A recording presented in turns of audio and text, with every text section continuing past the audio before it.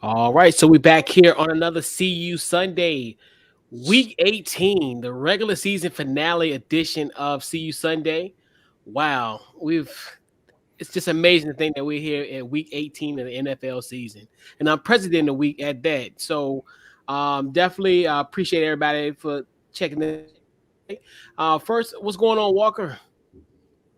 Not much, man. Just excited that we've got a couple NFL games on a Saturday. Makes for better TV time and makes it easier for me to stay at my apartment and just chill out in front of the TV. Oh, we lose them? Huh? Who's who? Oh, Uh-oh. nah. What Walker happened? talking? He was. He was. Yeah, he's here. Yeah, he's. Oh, there he is. froze. Good. Okay, I'm good. my end then. That's on me. Yeah. Oh yeah, yeah. He was talking, but yeah, So what's that? Kenneth, 7G. right? Yeah, that's that 7G. Kenneth in that ugly hoodie that he got on today. Well, good morning, sir. You know, Coach called me last night. He said that he needed the most handsome guy to be on the show, and I was like, I can't make it. So then he called and said that he needed the smartest guy, and I felt bad declining him twice. So here I am. I'm on the show today. Super excited to talk about some NFL football. And my Duke Blue Devils going to pick up a dub today as well. Going to be a good Saturday. Yikes! And another man with the equally ugly hoodie. I got Mo. What's going on, Mo? Is this ugly hoodie day for Couch Coach today? Is it for Coach? Is this ugly hoodie day? This is triggering. We trigger Coach. He's gonna bring the fire today. Yeah, I'm glad to be here. You know, it's the last CU Sunday of the regular season. It went by fast but slow. I don't know. This has been a long season, but like the fact that it's already here is like, man, the regular season is done and over with after Monday? Is there even a Monday night game? There's not even Monday. No, not a Monday night game. After Sunday, we're getting ready for the playoffs. I don't know, man. It's been a weird, one of the weirdest seasons I can remember. If we go to flashbacks of teams losing, teams winning, like there's been a bunch. This has been one of the weirdest seasons I can remember. Speak for yourself. Some of us are going to have a bye week next week. And luckily for you three, you've had a great kiss the beloved type of season. Versus me, I've had a 18-week nightmare, 2 seasons combined into one. Couch, you look sleep deprived because you haven't had many victory naps. Oh yeah, I've not slept in 5 weeks. For 5 weeks straight, so it was only right that it had to come around and get you. Hey, it is what it is. So, fellas, let's get into Week 18 storylines. Any storylines for Week 18? I'm gonna go with you first, Mo. What you got? Well, I mean, what Walker said, like he kind of said, this could be Vic Fangio's last game in Denver as the head coach. This could be Matt Nagy's last game as the head coach. I think we're seeing some head coaches where this is their last game as the head coach for their respective teams. So it kind of like you with watching this week, you start to look ahead. Like we're about to start hearing rumblings. We see the Jaguars are obviously interviewing a whole bunch of coaches. We expect the Bears in rumors of coaches. I expect Ryan Day to jump right back in there again as a possibility of being the Bears head coach. I know that was talked about last year. So I'm just looking at, of all the coaches in doubt, how do their teams respond? Like, do the Bears play well? For Matt Nagy, do they have enough respect? Like Walker said pre-show, does Denver go all out for him and try and save his job? Because it's in doubt. Well, we've already heard Nagy's supposed to be getting fired. This will be his last game. More than likely, there's nothing the Bears can really do. But will they let him leave with a bang and play great? So I'm just looking at some of these coaches who this could be their last game. Like, how do their teams respond? How do the respect for that coach? How do these players come out and play for them? So I think that's one of the biggest things, especially because a lot of the good teams, their best players not playing. Like we end up having no idea who's playing for certain teams. Like I still don't know. Dallas plays tonight, and I'm still not 100% sure who's playing and who's not. I think the only confirmed one that I can think of is Mike. I know Michael Parsons isn't playing and Tony Pollard. I know that for a fact, but it's like who's playing and who's not. So I think that's also a storyline or concern is like start hearing these reports of who's out. I just want to know who's playing and who's not playing so I can start betting. Yeah. Kenneth, your Week 18 storylines. I think the storyline this week is just take care of business because if you're a team like Indianapolis, I swear to God, you lose this football game and Stu's quitting the network. Like, we might not have NFL draft capital anymore. Like, seriously, like you go take care of business today. Like, you shot yourselves in the foot in a game that you probably should have won last week, and now go take care of business today. Chargers and Raiders, like, winners basically going to the playoffs, so go take care of business today. Like if you're the Chargers, if Justin Herbert's as good as we've been saying this year and how great he is, then you should be able to go and beat Derek Carr with limited weapons. So take care of business today.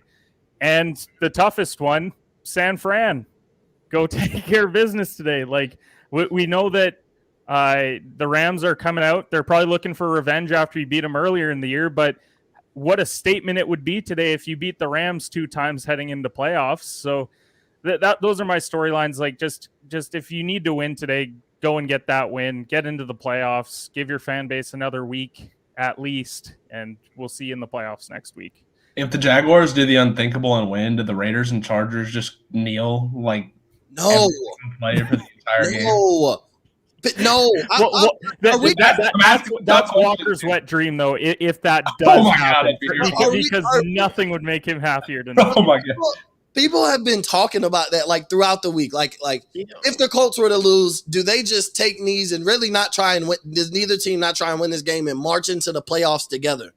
No, you're like division foes. Like, no, I don't even want to leave any chance of having to see you. Are both of them probably first round knockouts? Yes, they are. But the way this year has been, you never know who could win a playoff game. I don't want to take a chance. Oh, yeah, we'll take a knee. We'll take a truce. No, you're my division. I don't want to see you in the playoffs. I don't want to have a chance to see you in the playoffs. If they did that, if both teams threw that game and tied, I swear I would be pissed, and there should be fines coming to both organizations. That should not even be allowed to be a thing. I mean, both fan bases should just quit. Like if your team is willing to take knees in order to get into the playoffs, I don't want to be a fan of that team. In a division, against a division opponent, that's my biggest thing. Like, there's no way if Philly and Dallas was in the same predicament, ain't no way in hell I would be okay with Dallas and Philly taking knees for a whole game, or just 3 and out. Let's just throw the game. If you kick a field goal, we'll match it with a field and tie with Philly so both of us could go into the playoffs. No. So wait, you're not okay with a division team throwing a game and having another division team win a game? I can't think of an instance where that's ever happened in the NFC East. Never. Yeah, I mean, never. Not once. I'd be thrilled. Like, I'm just kind of imagining Al Michaels.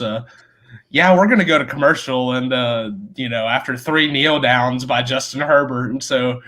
I hope that comes to fruition. I would be thrilled. That would be one of my favorite things. Oh, no. Walker hopes for that as selfish reasons, though, because nothing would make him happier than to see the Colts miss because teams take this. Exactly. And we've already, even on the Watch the Football Guys podcast, pretty much said, hey, if the Colts do lose and this does happen, me and Rob are personally going to take a flight to Indianapolis and do wellness checks.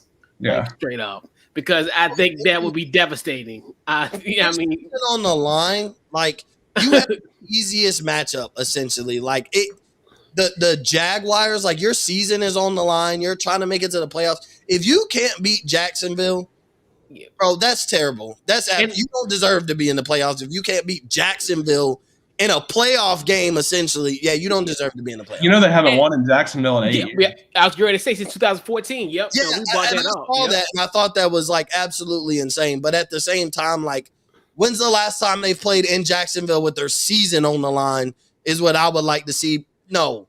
Still. This is a playoff game for Indy. If they can't beat Jacksonville in the playoffs, then they don't deserve to be in the first place. If be fired, like, just get rid of him. And Jonathan Taylor should be traded. Like, if he can't take over this game, no. If Indy can't win, I need to go do some damage control on my Twitter account for saying how good the Colts were throughout the year, because I got some tweets to delete if that happens. Yeah. Oh, I'm retweeting some of my some of my tweets, okay? And you think about those were successful Colts teams in that 8-year period as well. So, like you said, we brought that up yesterday as well, because you're like, these things matter. These things come into the factor because, and we'll talk about San Francisco and LA. That's another factor in that one as well, too, from a statistical standpoint. Like the things like that, like the Colts, now that puts pressure on them. Like, man, game's on the line. History tells us we haven't won in Jacksonville in 8 years, 7 years, 8 years. Like that, then it becomes mental. So now you don't play like as relaxed. Like now everything is like, we must have this. We can't lose this. Like in a can't lose situation in an environment that you haven't won in since 2014, like you start putting unnecessary pressure on yourself. So that is something to think about. Exactly. Well, I think the good thing for Indianapolis is there's a lot of new faces too. Like you bring in Carson Wentz, Jonathan Taylor's young. So I think you have a lot of guys that maybe that doesn't affect them as much because they weren't really a part of those games. So, you come in and it's like you're just going to Jacksonville. It's a game they need to win. I do need Jacksonville to score first, though, because, I need, everybody to just kind of, freeze for a second and be, all right, Jacksonville's up by a touchdown. And just, the world to kind of freeze for a minute. Everybody get on Sunday ticket and get to the Jacksonville, Indianapolis game to see what's going on down there. But no, in all seriousness, Indianapolis should be fine. I mean, I don't really know anywhere where Jacksonville would have a single advantage on the field. So. Maybe they have the better quarterback. T-Law. Yeah, maybe they have the better quarterback, and that's maybe. So yeah, that's kind of a stretch. I do think though that the one place they could get in trouble is if they get cute and Wentz starts turning the ball over a lot. He's put the ball in harm's way a lot, and he's had a lot of dropped interceptions and has had fumbles recovered by his own team and stuff this year. That's the only way this game gets hairy is if Wentz starts doing stupid stuff. If I'm Reich, I'm handing the ball to Taylor 35, 40 times. I'm not letting Carson Wentz get in the way and mess this thing up because he can.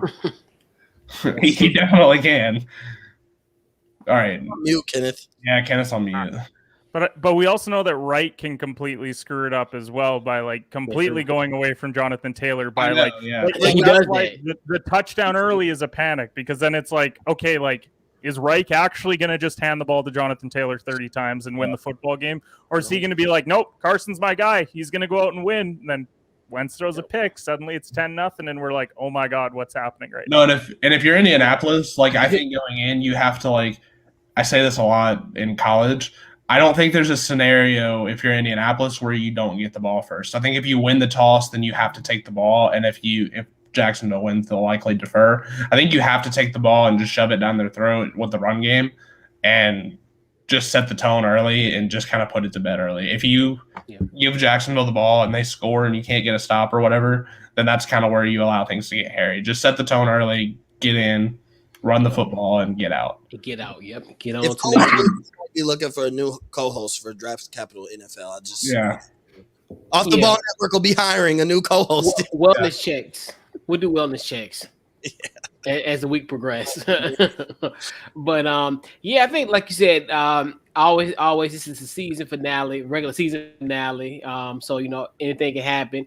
Then we got 2 spots in the AFC that needs to be claimed, and then 1 spot in the NFC. So it's one of the things where, hey, this is it. This is for all the marbles. And like you said, some, like the 3 of you gentlemen, are going on next week. Guys like myself, guys in there West, it's Cancun on 3. So at 4:25 or whatever, I'm ready. It's vacation time. Vacation is near as far as for my teams. And then also to your point, Mo, too. This is we talking about that Minnesota Chicago day. It's going to be the Black Monday Bowl because both of these guys I think are going to be gone. And your boy Zimmer, I think he's out the door for certain. And that's the. You think he gets fired for sure? Mike Zimmer, yeah. Oh, he's out for sure. Oh, he's out. I've heard some stuff that they've already gone. Candidates. I wouldn't be surprised. I think he should be, but you think we know Nagy's getting fired. We know on Black Monday Nagy's gone, but we so sure that Minnesota's gonna. Yeah, I think they're carrying it down because they're really essentially a playoff team, and then once again this whole situation. With them just get these back and forth wins, losses, this losing streak in the beginning of the season, try to make it up, and then all this stuff happened. Now you look at the whole situation between him and Kellen Mond, which obviously probably the most funniest moment in 2022 at this point. As far as factors, they're done. I mean, they gonna have to move on. It's still a playoff team. It's still a playoff caliber team. I think Minnesota views themselves as in purgatory.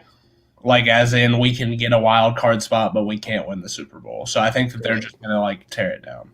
It's a talented roster though. I've always like Minnesota does, and I think that's why everybody like this year is giving them the benefit of the doubt.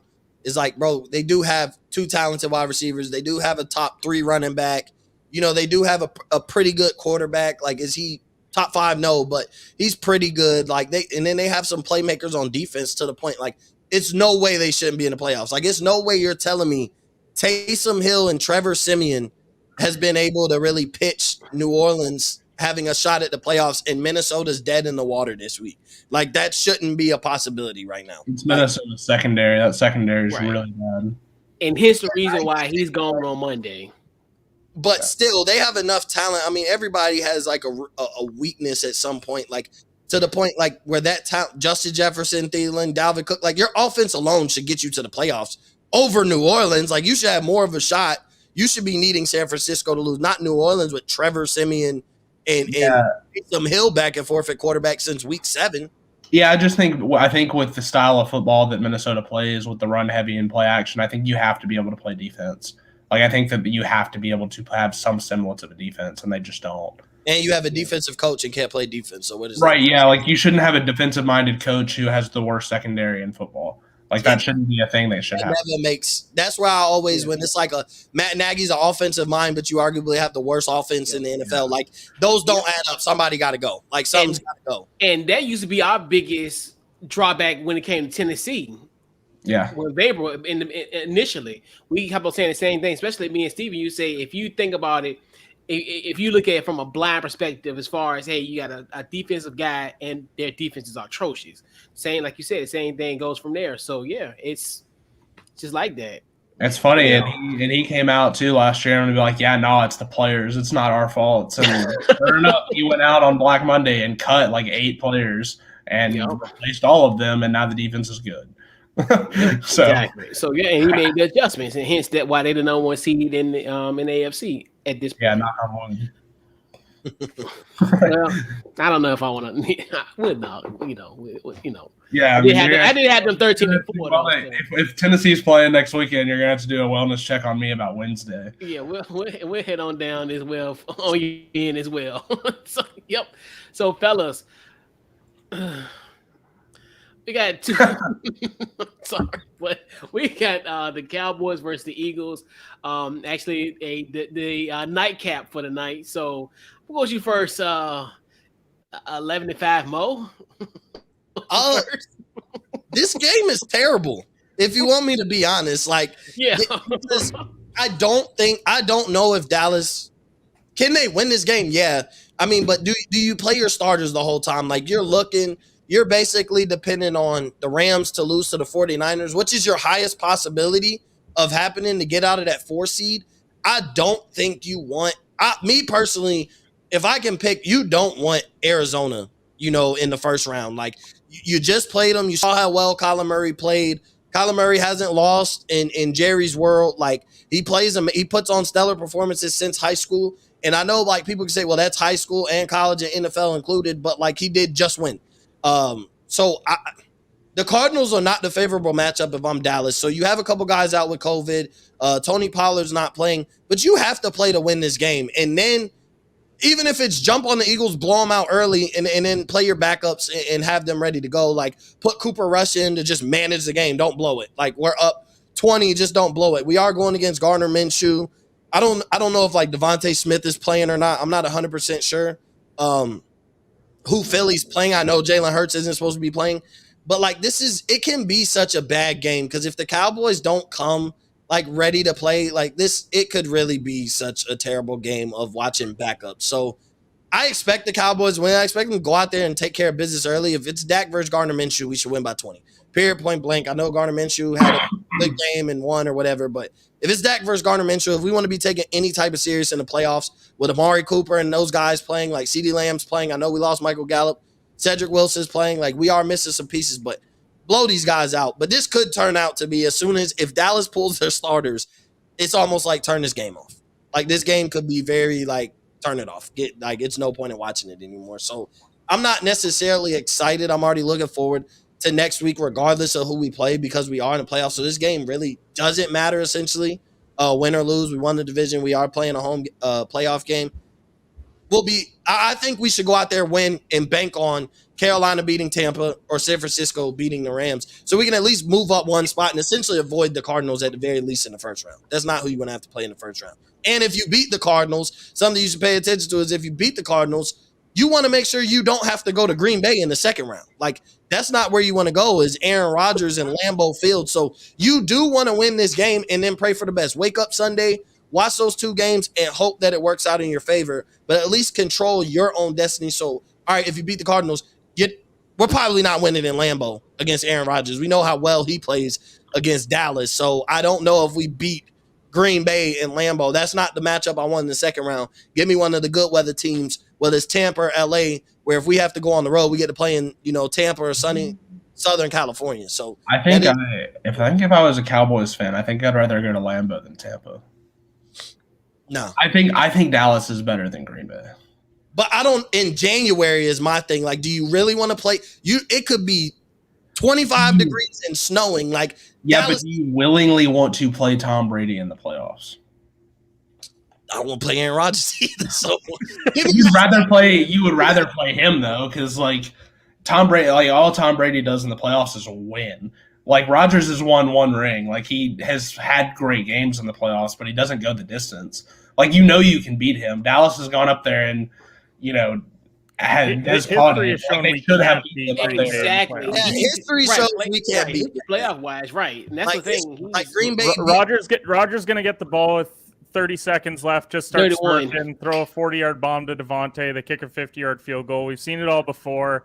I broke my TV. Like whatever, it's fine. Or CeeDee Lamb's got upset about it. I'm just saying, if I'm Dallas, like, because I'm like, if you gave me Green Bay versus the field, like, I want the field. Like, I really do think that someone's going to beat them in Lambeau, because I think Green Bay's biggest weakness is that defense is not very good, and you can really kill them in the run game.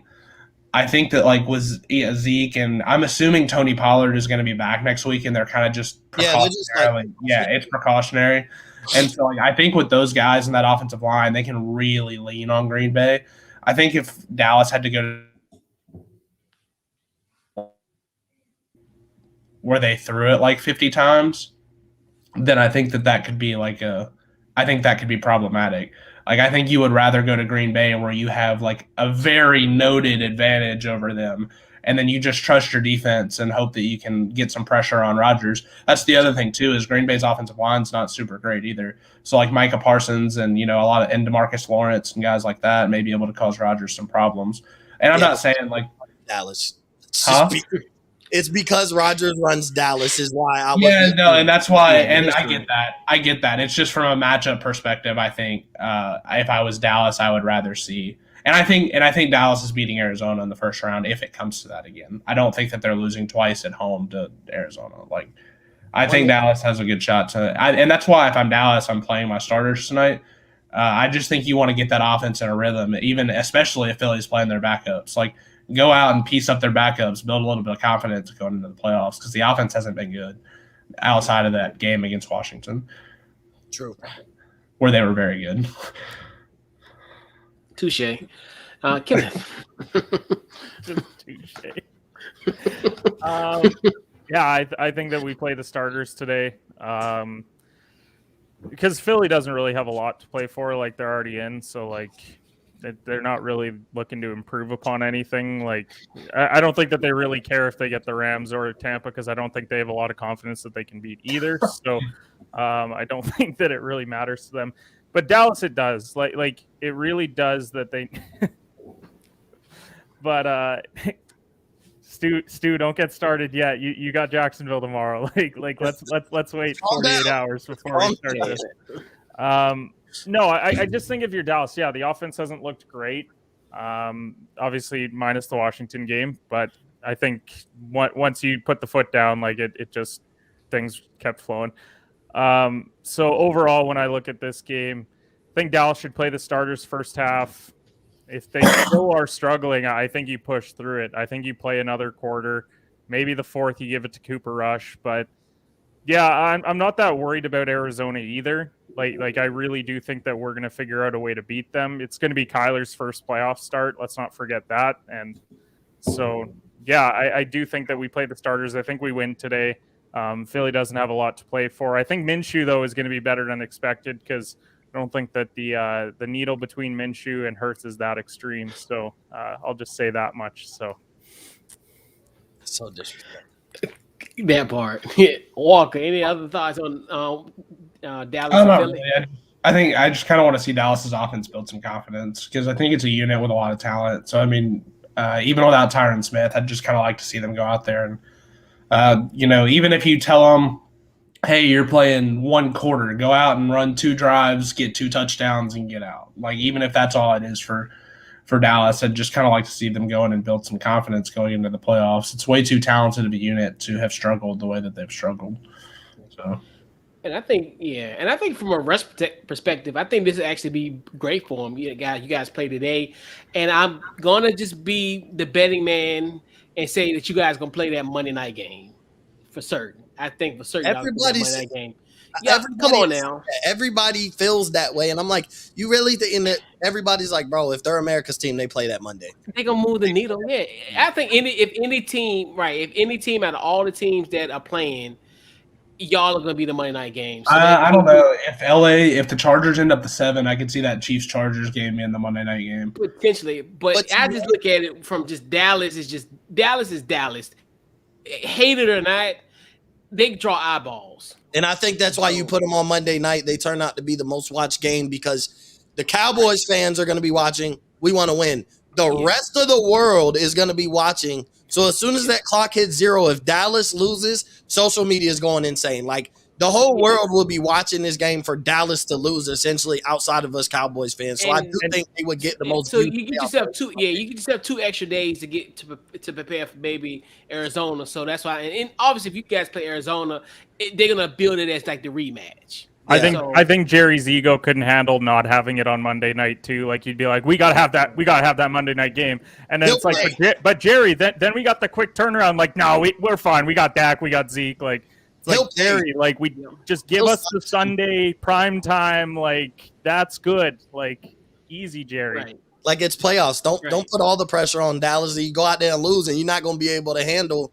I mean, Jerry Jones has basically said he'll run through a wall in the end of the earth to win a Super Bowl. So don't put all the pressure on this on the Monday night.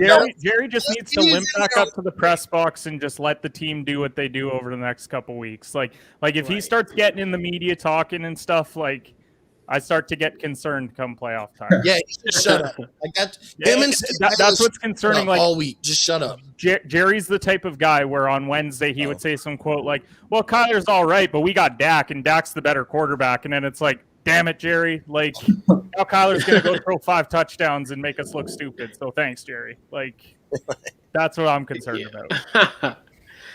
So, fellas, actually, a game that has some sort of significance. We got the Rams at the 49ers. That'll be tomorrow afternoon. As I'll be Cancun on 3, I'll probably watch this matchup. Mo, what you got?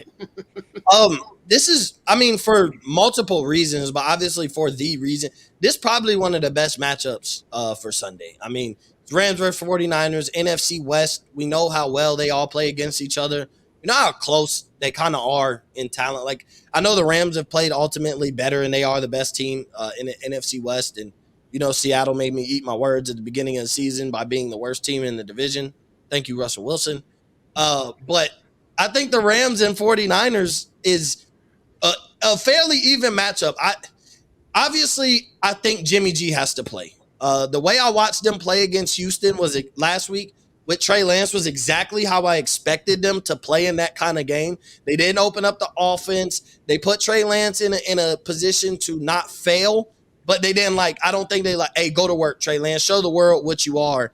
And so I don't think you want to do that with Trey Lance if you're playing the Rams with your season on the line. So I think their best shot is Jimmy G. Unless he's just not healthy enough to go, then don't throw him out there and play a depleted quarterback. But I think obviously the 49ers have to win this game. Like, it's a win you're in scenario, you know, for the 49ers. And then for the Rams, like, this could be the difference in being, whether they're the 2 seed right now, like they could be the 4 seed after this if they don't win this game. Like, and they could end up having to play back-to-back weeks against division opponents and play against Arizona after losing to the 49ers. So I think the Rams have to win this game. But I'm gonna be honest.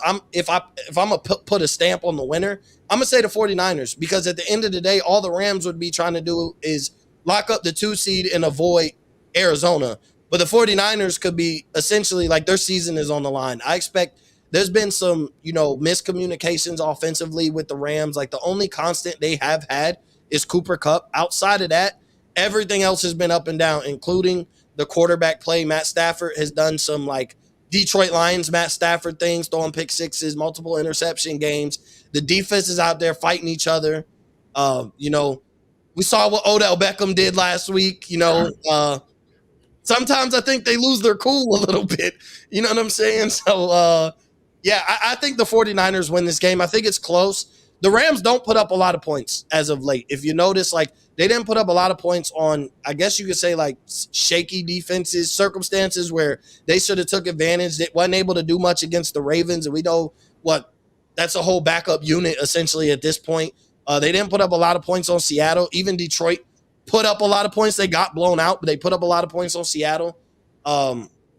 So I think the 49ers get this win. I think Deebo Samuel actually has a big game. I think he'll be the X factor. I'd probably say a multi-touchdown game from Deebo Samuel. One at the running back position when they march it down the field and a receiving touchdown.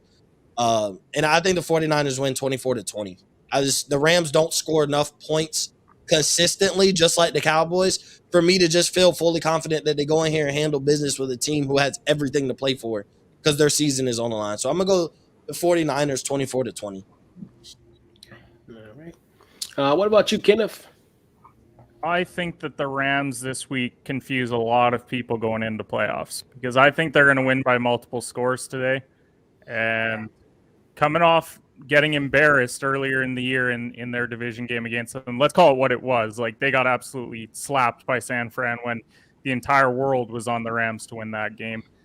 I think that they bounce back in a big way. I know they haven't looked great as of late, but this is one of those right the ship heading into playoffs, and then you confuse a lot of people, especially on the betting side of like, damn, who do I think is going to win the NFC this year? So I'm rolling with the Rams this week, 27-17.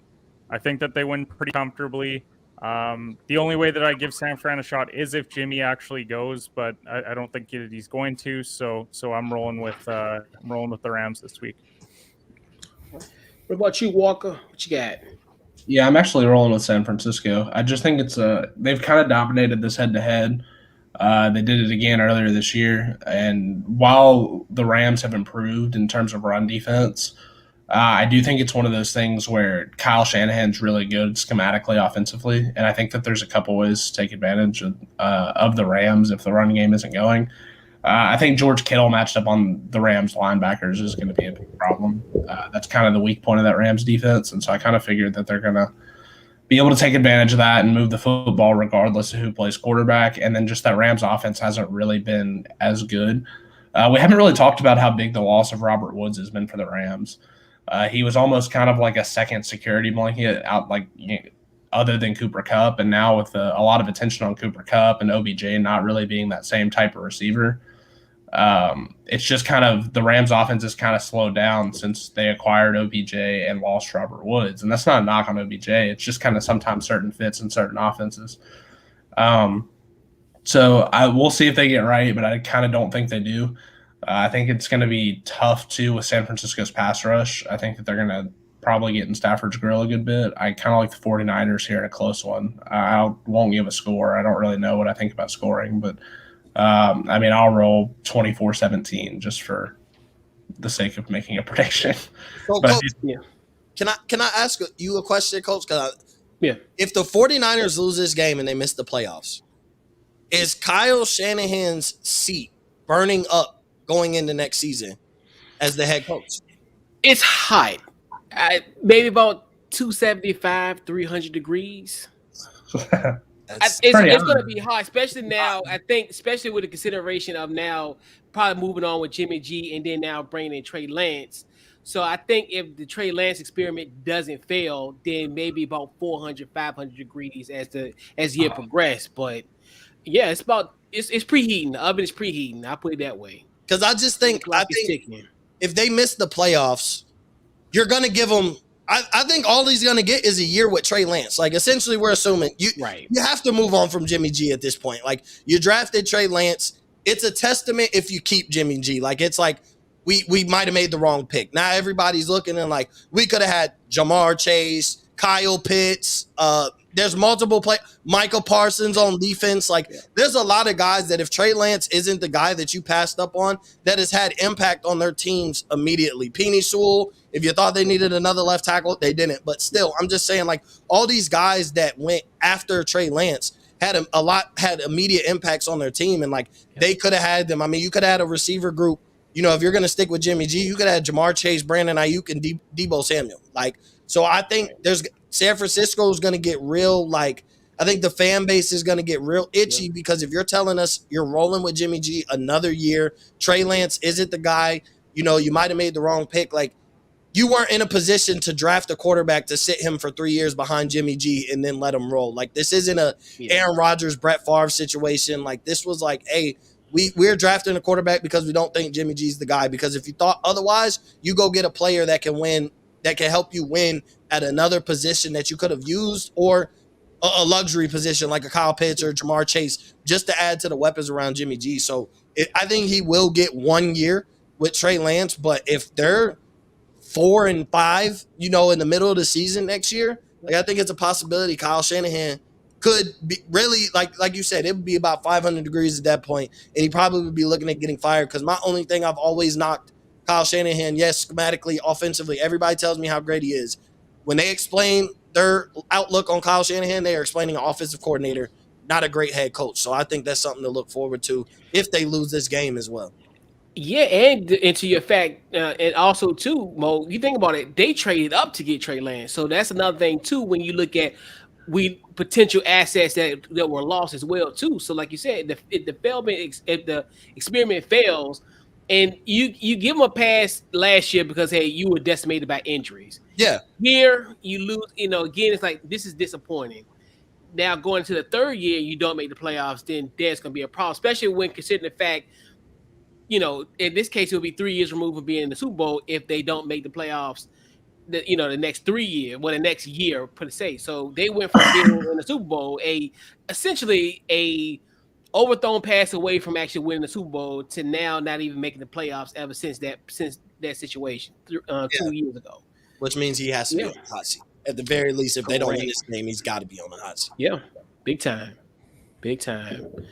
So let's see, and also so for the one I'm looking for, I know we talked about as far as the playoff implications, but hey, let's stat watch. So obviously Cooper Kupp is on the verge of potentially getting 2 records. Obviously, the yardage record and also the most receptions in the season.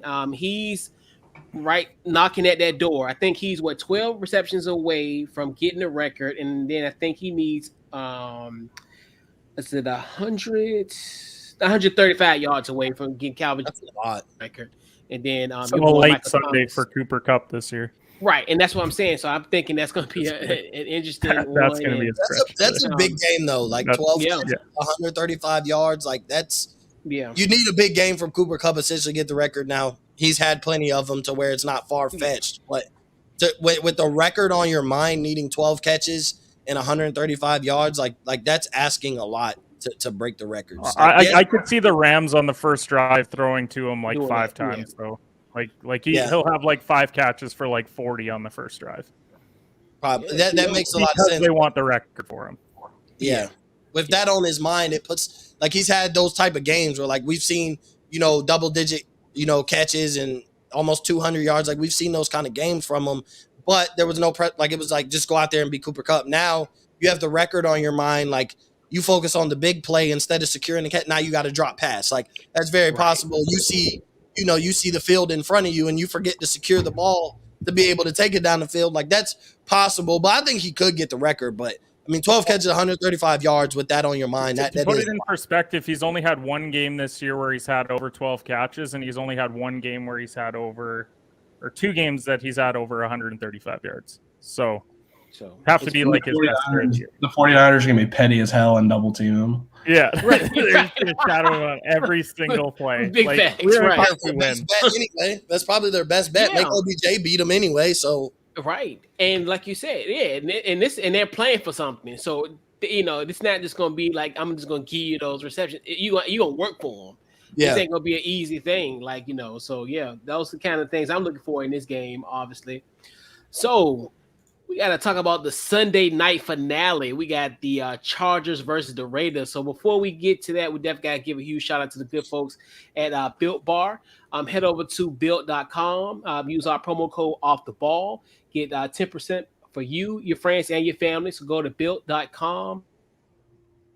Off the ball, and actually I got some on the way. I got some of that cookies and cream coming through the crib. I think about Tuesday, Wednesday probably. But I mean, yeah. For the folks at home, if you want to have a body like mine, then like I don't know why you haven't placed multiple orders yet. Hey, I'm trying to get like Kenneth, so that's why I I'm the peak physical condition for a grown adult male, so I don't see any reason why you wouldn't. Exactly. I'm trying to be like you. That's why I can't literally eat cookies and cream. If you want to be like me, day, you can ditch that jersey in the background as a good start. But definitely huge shout out to the good folks at Built Bar. So we got the regular season finale game with the Chargers and the Raiders. At this point, hey, if like we said, we did the implications already. If the Colts lose, they can literally take it, and both teams make it. But it's a win and go in, win and you're in. So Mo, I know your thoughts on this matchup. y'all know I will be so opposed if the Colts lose to the Jaguars that this game could be into. I better not see if the Colts lose. This better not be a hey, let's just go in here and both go to the playoffs. Like I don't think either team wins a playoff game, right? But for some odd reason, in the oddest season that I can remember, we don't know. Like at the end of the day, we don't know. They won't get favorable matchups. Nobody will project them. They could, the Raiders could end up being a double-digit underdog in the playoffs if they get in there. But you never know. And I'm not leaving chance if I'm the Raiders to have to play the Chargers in the, you probably won't see each other unless you made it to the AFC Championship. So it's probably like unrealistic. But this better not be like the take a knee bowl game. Like this better not be, hey, we're just going to constantly keep going 3 and out. If you kick a field goal, we'll respond with a field goal. Nobody's really trying to take the lead. Let's be division, and let's go in with a bear hug and love each other for one Sunday night. This better not be that. Like, and if the Colts win, obviously this is a win and you're in for either team. And I'm gonna go ballsy, and I don't really like the Chargers, so I'm gonna say the Raiders. I kind of hate the Raiders too. But I'm just tired. I think Justin Herbert is really good, but I almost get tired of when we jump on and deem guys gods before they've done anything like worth deeming them godly. So I think Justin Herbert is a great quarterback. I really do, but I don't like the hype around him. I don't like, Justin Haircut as our guy Steven calls him. So I'm gonna go with the Raiders here. I'm gonna go with Derek Carr. Put some respect on Derek Carr's name. And it's crazy that they're even in this scenario with everything that's happened to them this season, from the coach, to the Henry Ruggs situation, like all the injuries. They've had every excuse to just be absolutely terrible and be chasing like a top 5 draft pick. And instead they're playing in a meaningful game in week 18, essentially to make the playoffs. And I think whether things went like this or not for them, you almost wouldn't even pencil in the Raiders as a playoff team. So I'm rooting for the Raiders. I think the Chargers win this game, but I'm rooting for the Raiders to beat the Chargers. Plus, like, I don't want to take any chance of the Chargers going in, winning a game. They'll probably never have a home game, but I don't even want to take a chance of them playing at SoFi and then the away team has the home field advantage. Like, I don't want to see the Chargers in LA at all. Like, I just don't want to see them in LA because then that's the away team's home game. So, yeah, I'm gonna go with I'm rooting for the Raiders. Go Raiders. So you wouldn't if we boys now if we had a game like this, you wouldn't take a knee for your boy? Would you? Hell no, you're right. No. If this was the NFC East and this was Washington and Dallas or Philly and Dallas, there would be no type of conversation Which for me, I know the NFC East has been bad, for some years or whatever, but that just goes to show the type of rivalries that the NFC has. Like, those are some of the biggest rivalries in the NFL when they play each other, because this wouldn't even have been a conversation. The media would have never went on there and think that Philly and Dallas would take a knee for both teams to get in the playoffs. That wouldn't even be a conversation. So that just goes to show how they do things differently on the West Coast. The fact that you can even bring this up and think it's a possibility, but Walker would love nothing more for this to be the scenario, because then that means the Colts lost. That means he's made Stu quit the network at that point. That means he's making me look for a new co-host at Draft Capital NFL. So this would be Walker's alternate I think scenario. if we can accomplish anything here today on CU Sunday, it's we could get a commitment from Walker that if Stu quits, that he will fill in as the Draft Capital NFL. He has to. He has to. Like that's the only way to make this okay. Since this was his wishes, he's obligated to take it and fill in, because Stu's wellness check is. Yeah, I can get behind that. I'll do that. You're definitely right with that, because people be wearing North Face in hell if we were to do that. That's a fact. You can't do that. Hell, no. You can't even try and make it look like y'all didn't try and tie. Like, this game can't be a tie if the Colts lose. Like, you can't even make it look like we played really well. We just ended up tying. If this game was a tie, all hell would break loose on Monday morning. Like, imagine what would be said on Overreaction Monday on all the shows, and imagine what would be said if these two teams tie. I don't care if it's 24-24. If they tie, it was planned. I don't care what the score is. I hope that at the end of the game, the Chargers are driving to win the game and they're in field goal range and run backwards 10 yards and fall down, so that way they're out of field goal range, and then they just let the clock run out. Oh God, I'd lose my mind. I would lose my mind. Kenneth, my oops, I slipped. Right. Stu said he won't quit, so I don't have to worry about it regardless. I'm just hoping that we don't get a tie here, because as HR at the network, I don't condone online bullying, and that's going to be something that might occur if for whatever reason this ends up happening. No, in all seriousness, if the Chargers still win this game, I'm going to be really upset, because one of my future bets at the start of the year was Raiders under 7 wins this year, because I thought that the Raiders were going to be a bad team this year. I really did. I thought they were going to win 6 games. O-line gets gutted. Then we have the whole Henry Ruggs situation. Then you have Darren Waller doesn't play half the year. And yet here we're sitting with the Raiders at 9-7 with a chance to go to the playoffs. And a big reason for it, Derek Carr. Derek Carr's been great this year. Gruden was not a big believer in Derek Carr for a long time, and once again Gruden whiffed on something. So I'm taking the Chargers here. I liked what they did in the first matchup against the Raiders, but I do think that it's going to be a very close game. Obviously both teams fighting for their playoff lives, so I'm rolling with Justin Haircut this week. That's the first time I've called him that. Didn't feel right. I'm rolling with Justin Herbert this week. Yeah. What you got, Walker? Yeah, I think the Chargers probably win, and it's not that close, but I'm cheering for a tie. So that's the analysis. He's cheering for the scenario where they have to tie. That's his analysis. Yeah, that's the analysis. I mean, the Chargers are a much better football team than the Raiders, but I'm hoping that they tie. Yeah. And this could be a good game. 6 out of the last 7 games were decided by 3 points or fewer, so that's going to be another compelling storyline for this matchup. Like you said, Mo, this Raiders team, it could have been easy. The team could have gave up. We talked about the other situations. A lot of situations that has transpired. Almost the culmination of 2 or 3 seasons worth of drama, and all condensed in one. And both of these teams surprisingly come into this matchup off of wins. Usually they always are they're the Dr. Jekyll and Mr. Hyde of the NFL, respectively. 1 week they're up, 1 week they're down. Both of these they're both coming up with wins. So I definitely think the Chargers are going to take care of business in this matchup. I think Justin Herbert, he's getting ready to enter rare air as far as having over at a young age. I think the only ones have been Patrick Mahomes, Matthew Stafford, and Dan Marino. Those guys, potentially all of them would be maybe going to Canton. So, that's a pretty impressive feat for his young career. And I think the Raiders, valiant fight, great year. I hope they do lose. maybe they, kind of shut down house, free Mike Mayock, and then maybe Derek Carr.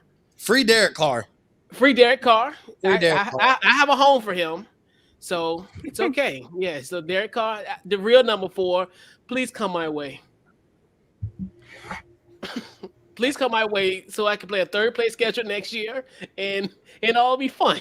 All be great. Okay, so that's what I want, But I digress. This is for personal reasons, not football reasons. But if free Mike Mayock.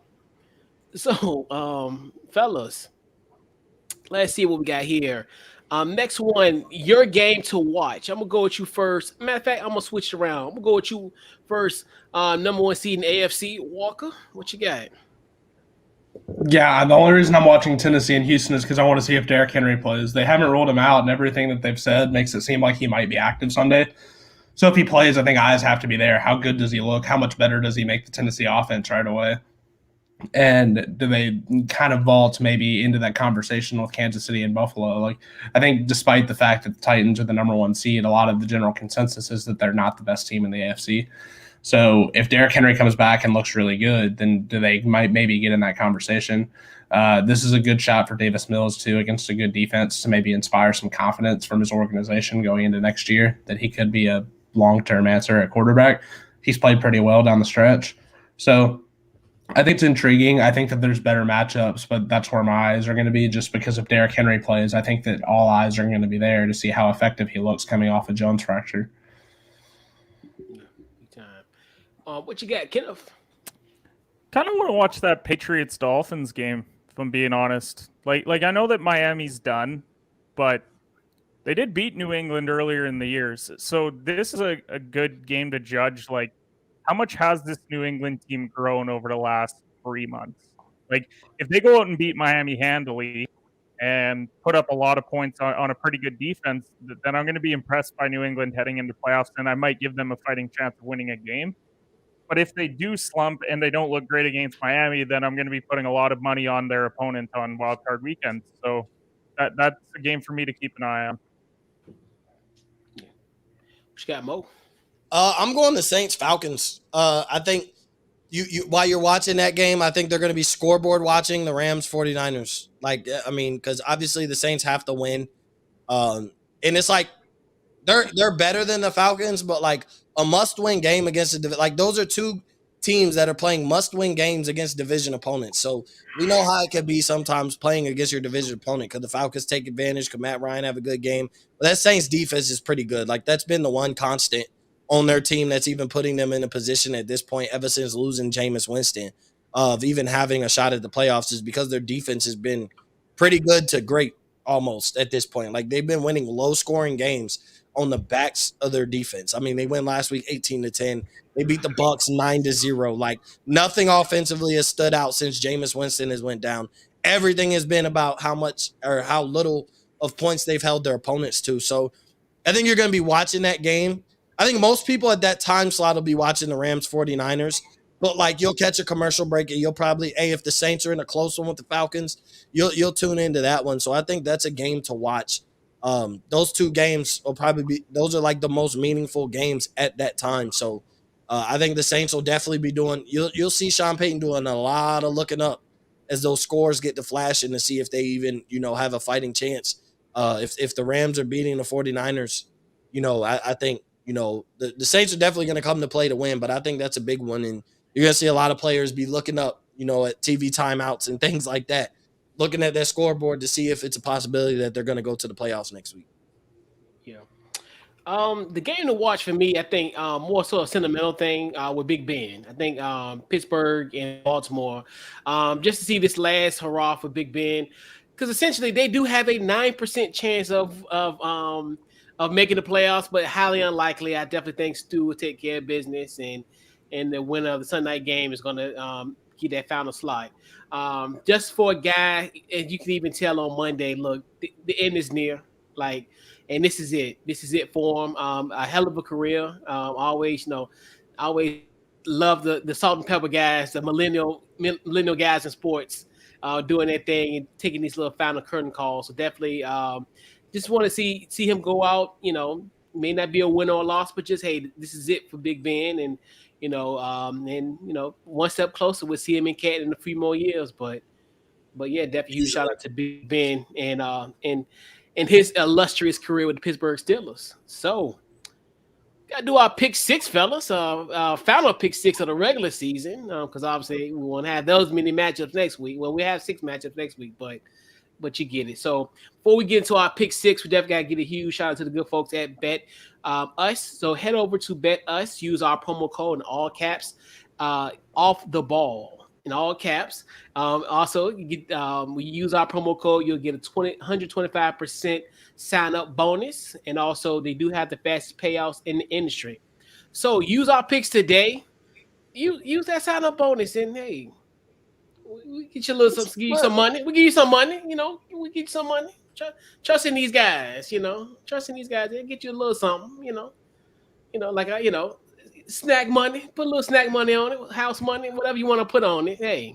I win big on Sundays. I don't win big during the week. I lose all that during the week, but I win big on Sundays. Yeah, but responsibly. We tell them responsibly. Hey, yeah, like I always say, the snack money. If you lose some snack money, hey, I just ain't gonna have no cookies today. But I ain't betting the house, and then I'd be homeless.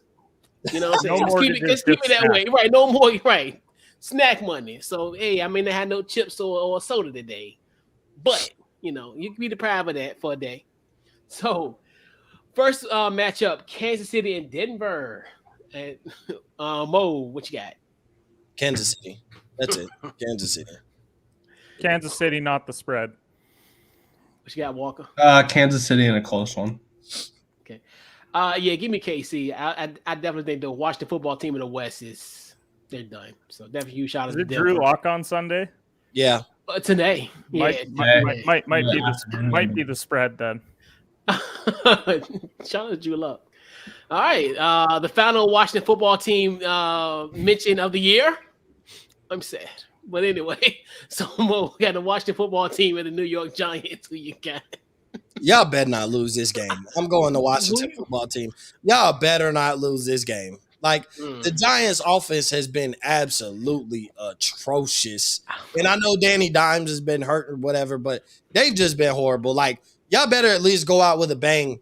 And have at least get a win before y'all make the big announcement of being like the Washington Warhogs or whatever y'all are going to be. So watch your mouth. Yeah. The Washington Sonic the Hedgehogs. Watch your mouth. Like the Washington Hedgehogs or Warhogs. But, like Kenneth said, Hedgehogs would make sense because they only come out, once every few years. So it would make a lot of sense, but yeah, y'all better at least win, close out, and look forward to February 2nd with coming off a W or something. Like, y'all better not lose to the Giants and then come out and disappoint us with a name and be like the Washington Presidents or something. Like, this is just going to piss the whole world off. Y'all lost to the Giants. Y'all coming with, so yeah, I'm taking Washington.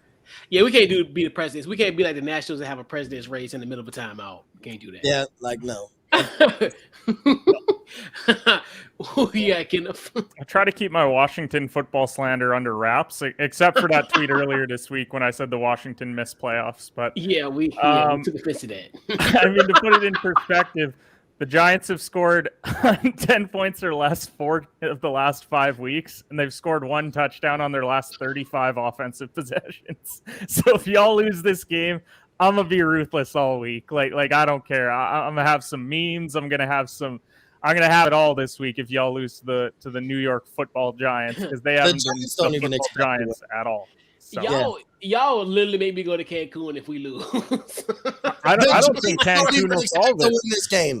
Like nobody in New York believes they'll win this game, and they're okay with that. They're like, you know what? Let's lose. Let's have a better draft pick. Like they're fine with looking ahead to the future. Y'all better not lose this game, even if you're trying to get better draft position. Like, I think the Giants have actually turned into a team you can't even try and lose. Like, there's no way you lose to Jake Fromm and Mike Glennon splitting snaps on the offensive side of the football. Like, you could try and throw this game and still beat the Giants with how they've been. Like, they got a lot of things. Mike Glennon last week had a net passing yards of -10. If you guys lose this game, retire. Don't even unveil a new name because it's not worth it. Like it's just like, okay, well that sucks. But yeah, go move to Portland. Like y'all might as well just Portland, move to the nobody has to watch you. Like We got Walker. Washington wins 5-3. I'll watch him out. Okay. Hammer the under on this game. Easily. Who's gonna win by safety? A safety? Yeah. You're right. I am actually curious. What is the point total line on this game? It is 37.5. I'm hammering the under on that game because I think the Giants at best get 7 points. 9-6. I can see realistically a 9-6, 10-6. Yeah. Washington will get a touchdown, but like there will be no photographs if that happens. There will be no photographs at all. On overreaction Monday, that's recorded. If you lose. That's recorded though. This is gonna be an in-person situation where you will see me for like 2 seconds, and I'm gonna take the jersey clean off. At the Off the Ball Network retreat that is to be determined at time, you will wear a Giants jersey at some point. And it can't be like a Lawrence Taylor, like a throwback where it's like, oh yeah, I gotta. No, you're wearing. He's from University of North You're wearing like an Aziz Ojolari jersey, something really obscure. He's from University of North Carolina. So Devontae Booker, because he's their best running back. Or get get it like the number 99 with Judge's last name on the back. No, after what he done said all this week, talking about some our players don't fight each other. Yeah. Really? Yeah. Sterling 99 custom made with Judge on the back. And then I'll burn it immediately for losing to the Giants. So it's all gonna make sense. It's all gonna But what he was talking, I like, dude, you look, you going on vacation with us. We gonna be on the same plane. So knock it off. Chris said Washington wins 3-2 in the bottom of the ninth. Coach and Joe Judge are gonna share a row on the plane on the way to Cancun. Coach Judge, that's what the back of the jersey is gonna say. Coach Judge. Yeah, I'll take it 3-2 in the bottom of the ninth, and I'll definitely take that. Especially and then we had a presidential race like the Nationals, you know. But yeah, so we got Pittsburgh and Baltimore. Who you got, Mo? I'm gonna say Big Ben wins on his way out. I don't think Lamar Jackson is playing. I mean, essentially he's done. He's done for the season. Because they can't make the playoffs, right? No. Yeah, they're out of the playoffs. Baltimore can with a 1% chance. Yeah, they have to win, and everybody else has to lose. It's like Chargers lose, Indy loses, and there's one other one that they need to go that's pretty obscure. No, I'm pretty sure the Raiders Chargers game would have to be a tie or something because it's a win and in. I think for. Somebody will have to Google it, but I'm pretty sure it's a win and in. If Indy loses, I think it's a win and in for both the Raiders and the Chargers. Yeah. I don't know, man. It's a way. They're not. Like you said, it's a 1% chance, so it's just Yeah, I'm going Big Ben. I'm gonna go. He rides out. Gets another win. Wins against a division opponent on the road on his way out the door. We saw how emotional it was. I mean, he doesn't have a great, like I said, against Cleveland. He doesn't have a great performance brewing somewhere. Like that man threw the ball 40 times and only had 120 yards on 21 completions. So he doesn't have a great performance brewing anywhere. But you saw the team. I mean, TJ Watt, granted, we all know he's a great player. That's one of the best games I've seen in a long time from a defensive end, period. From a pass rusher. That's one of the best games I've seen when he had 4 sacks. I think Chandler Jones actually did that earlier this year, but it was just the passion. And I know it was in Pittsburgh, but you could tell because even that walk-off touchdown Najee Harris had, once he broke that tackle, it was I got to have it. We're going to end this game on that note. We're going to go out with a touchdown. I think they're going to stand behind Big Ben. You saw with Mike Tomlin. I think it was emotional for him too. This has been his guy for 18 years. With not 18 years, but this has been his guy since he's been in Pittsburgh. And so I think this is just an emotional spot for everybody. I think Big Ben goes out on the Blades of Glory, wins, and is able to look back at a great career on the field. Yeah, big time. Let's see. Who you got, Kenneth? What game are we talking about? Really? Pittsburgh and Baltimore. I was just kidding. I think Pitt's gonna win, but if Huntley plays really well in this game, I just want to see how this offseason goes with Lamar Jackson. I'll say that much. Yeah, very interesting offseason to say the least. Yep. What you got, Walker? Pittsburgh. Okay, cool. That's it. Simple. It doesn't. I mean, the game doesn't matter. I don't care who wins. I won't. Ravens playoff odds are they need Colts to lose and they need Chargers to lose, both of which are favorites in this game. So yeah, good luck. One of which is favored by 15.5. And I think the third one was Dolphins lose to New England, which isn't out of the question. So there's a chance. Yeah, no. All right, we got New Orleans and Atlanta. We got Mo. New Orleans. I think New Orleans wins this game. Whatever the under is, I would take it. It doesn't. There's no way I'm saying Taysom Hill ends up in a shootout with anybody. I don't even care that Matt Ryan's on the other side. Like, if it comes to like shootout potential, Atlanta wins. Like, if they're scoring a lot of points, then they beat the Saints handily. But I don't see that happening. The only bright spot on that offense has been Kyle Pitts and what he's done. Finally coming to his own. We're starting to see something really good under him. But yeah, I'm gonna take New Orleans. They have to win this game, and they're gonna be watching and hoping that the Rams win. But they do have to make sure they take care of business on the field. Essentially, playoffs are on the line for them. Need the 49ers to lose, so I'm going New Orleans. Yeah. What you got, Kenneth? I'm going to take Atlanta with one of the weirdest headlines that we're going to see. At the start of the year, we would have never thought that Cordero Patterson ends Saints playoff hopes. I don't think that's a headline that we ever would have thought was possible. So I'm rolling Atlanta this week. Yep. What you got, Walker? Yeah, I've got Atlanta too. I think they score enough to make the Saints quarterbacks have to throw the football, and that's just not really a spot that I think New Orleans wants to be in. Or anybody in America wants them to be in. Yeah, Atlanta. Unless Josh Rosen was playing. Then other than that, yeah. Even then, we might get 7-6. I mean, we may get 3-2 then. Hell, Felipe Franks if he gets in, But so all right, we got New England and Miami. Who you got, Mo? New England. They need, for every reason Kenneth said earlier, they need to look good going into the playoffs. They need to build some confidence. Tua Tebow, as I like to call him, as people call him. My good friend calls him Tua Tebow. So it's become a thing now. I just don't think he's gonna do well against that defense. They're not gonna win by scoring a lot of points. I know that defense of Miami is pretty good, but like we also watched Tennessee just make that theory look absolutely horrible. They put up like 34 points last week. Like, they beat them so handily. I know New England isn't Tennessee, but they're coming off a hot performance offensively. Obviously, it was against a bad team, but still, I think they need this game and they need to look good. And they already lost to the Dolphins once, so I don't see Bill Belichick, closing out the regular season with a loss and entering the playoffs not feeling any type of confident about his team. So I'm going New England here pretty easily too. Probably by You are right, Mo. New England's not Tennessee. They just beat our ass.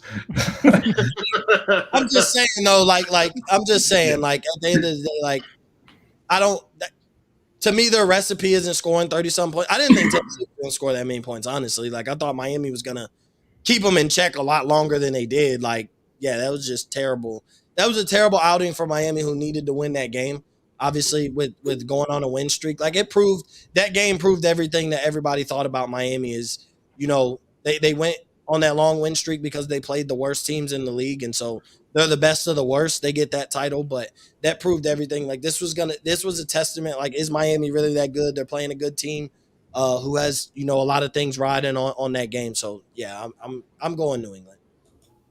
Okay, all right, what you got, Kenneth? Your game to watch as well. So yeah. I think New England wins. I think Buffalo wins, and I think Cincy loses, and we get a really fun Bengals versus Patriots first round matchup.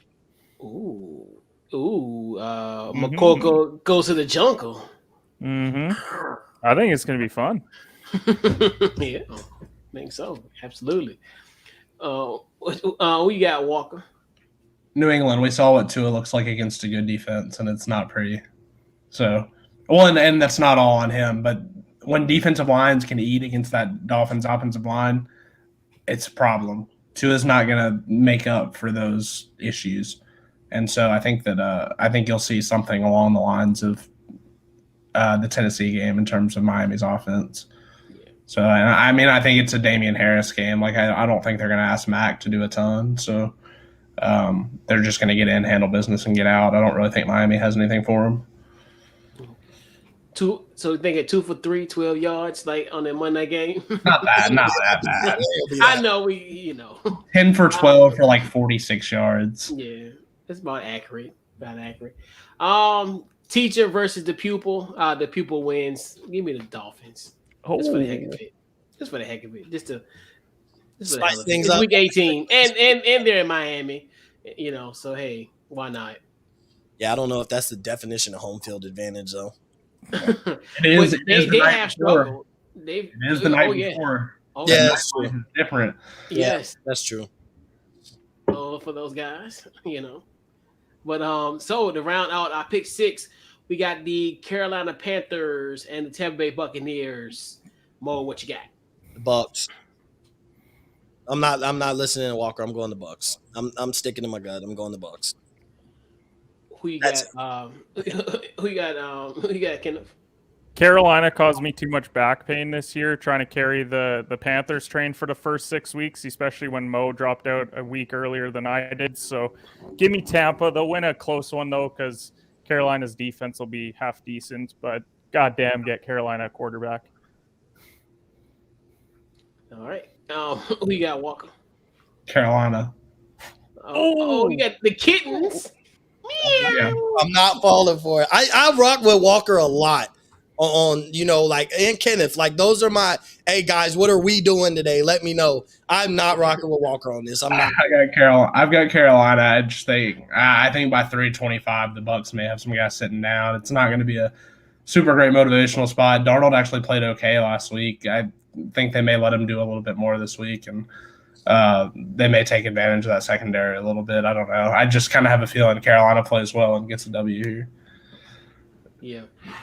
Give me Tampa Bay. I definitely think it's been a long week for them, to say the least. So I think what kills that is a win. Yep. Winning cures all. Yeah, absolutely. Something should cure AB. Find something. That's damn. Okay, I'm not getting into that. We'll just close it out. Right. Yeah, because that could be. That's a whole nother show. It could last the entire year of the litany of issues that's going on in that situation. It's a 30 for 30 someday. Oh, easily. Yeah. Riveting. It would be an Oscar-nominated film. So fellas, we're putting the ball on this week's See You Sunday, the regular season finale. So I'm just go around the horn, fellas, social media and upcoming projects. What you got? I'm gonna go with you first, Mo. What you got? Yeah, you can follow me at Mo_Cheese15 on Twitter, Instagram. Go follow the new Twitter at Draft Capital NFL. Did y'all lose me? No. Yeah, go follow me at Draft Capital NFL. We just launched that show on Thursday. Me and Stu agree we're going to do it every Thursday, 8 p.m. Eastern, 7 p.m. Central. And we're going to be covering the NFL draft. We'll have probably more than once a week here after the next couple of weeks. Next week, we're going to be covering, the Senior Bowl, what we think about those quarterbacks. Obviously, it's not that game is not going to be an indictment on them, but you kind of want to see some flashes there, be paying attention to Senior Bowl practices stuff. But yeah, we're kicking that off with a bunch of NFL draft content leading up to the draft and post draft. Get people's thoughts on their teams and how they felt about their individual teams and their drafts. We'll break them down by division, teams, all that, conference. So yeah, make sure you go follow that, and we'll be live every Thursday, 8 p.m. Eastern, 7 p.m. Central. So definitely make sure you tune in. You'll see all these guys here as guests at some point, mock drafts. You know how we did last year. So now we have an official platform to cover all NFL draft content. So be sure to check that out. All right, Kenneth, what you got? Oh, Jesus, the 17,000 projects that I have going. Bets on bets. Today we did our college basketball edition. That's going to be every Saturday. I think Walker and I are going to do that. Sunday we've got NFL bets on bets tomorrow with Pat. That'll be our season finale. Shoot or shoot, We're out live every week doing a show. Breaking the Game, we're going to be live here in about 45 minutes, debuting our new segment, Would You Rather, doing some power ranking stuff, a lot of fun stuff over there. And then just go check out Off the Ball Network Substack. That's where we moved all of our writing over to. We've got our daily betting thread there. Putting out winners consistently, by the way. We've been profitable the first 3 days that we've been putting picks in there. It's definitely something to check out. My betting newsletter as well on my Substack page. Go check that out. And then just a lot of great draft content coming out. We got Draft Capital NBA tomorrow. We got Urson, Prez, myself, and Steven. We're doing a mock draft tomorrow. So definitely something to tune into in that regard. And yeah, just all great stuff happening Off the Ball Network. Absolutely. Walker, what you got? Chris and I are on One Shining Pod, and then you can just check out everything at offtheball.substack.com. And then just follow me on Twitter at WalkerBailey8. I'm going to be on some of these guys' shows. Kenneth and I did Bets on Bets, which will be every Saturday from now on. So tune into that. And we've been putting out winners lately. It's been a heater for the guys at the network lately. So yeah, stay tuned. College basketball is kind of my thing in terms of sports gambling. So so we'll kind of do that and stay tuned to everything else. I think I've got some other stuff in the works, so we'll see. Yeah, absolutely. And yeah, like you, Kenneth, it's a million things going on. So Facebook, Twitter, Instagram, under Couch Coach Live. Check out our podcast every Wednesday, 8 o'clock Eastern time. We got Overreaction Monday, the season finale this Monday, 7 o'clock Eastern Standard Time. Also, the Washington Football Guys podcast. We have the post-game show after the Giants game tomorrow at 5 o'clock Eastern Standard Time. So we do that and just some other stuff down on the pipe. But definitely follow Couch Coach Live on social media to what else is coming along with some projects. We got some projects coming down during the playoffs and just as the NFL season progressing to the postseason. So we got some content coming out there as well. So once again, definitely appreciate you guys for coming on this week for See You Sunday. And we will see you Sunday, and we will see you next week on a postseason super wild card weekend edition of See You Sunday. And we will catch you guys next week, and we are out.